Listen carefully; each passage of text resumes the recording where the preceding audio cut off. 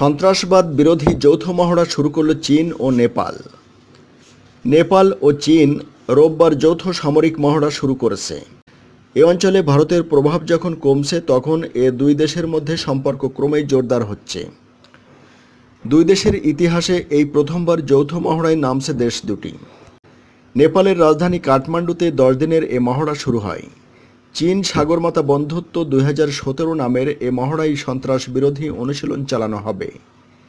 বিশ্বের সবচেয়ে উঁচু শৃঙ্গ মাউন্ট এভারেস্টকে নেপালি ভাষায় সাগরমাতা বলা হয়।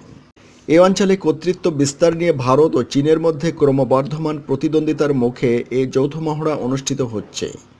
অবশ্য নেপালের সামরিক মুখপাত্র এ মহড়াকে চীনের সঙ্গে তার দেশের ঘনিষ্ঠ সম্পর্কের চিহ্ন নয় বলে দাবি করেছেন।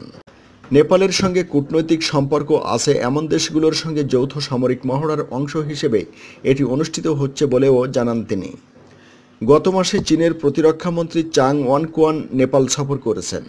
নেপালি প্রতিরক্ষামন্ত্রী বালকৃষ্ণাকানের আমন্ত্রণে কাঠমান্ডু সফর করেন তিনি। গত 15 বছরের মধ্যে চীনের কোনো প্রতিরক্ষা মন্ত্রীর এই প্রথম নেপাল সফর। এদিকে চীনের সাবেক নেপালি রাষ্ট্রদূত তানকা কারকি বলেন, যৌথ সামরিক মহড়া বেইজিং এবং কাঠমান্ডুর সম্পর্কের ক্ষেত্রে বড় ধরনের প্রভাব ফেলতে পারে। নেপালের মাওবাদীদের নেতৃত্বাধীন বর্তমান সরকার দিল্লির সঙ্গে কাঠমান্ডুর টানাপোড়েন কমিয়ে আনার চেষ্টা করছে।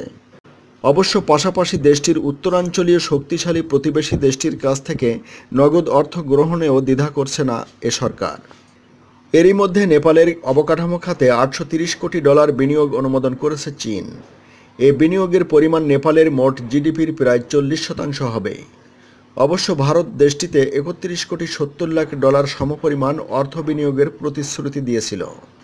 চীন ও নেপালের সামরিক মহড়া নিয়ে ভারতে উদ্বেগের সৃষ্টি হয়েছে বলে এর আগের খবরে দাবি করা হয়েছিল। ভারত তার ক্ষুদ্র প্রতিবেশী দেশগুলোর প্রতি বড় ভাই সুলভ আচরণ করে বলে বিভিন্ন মহল থেকে অভিযোগ রয়েছে।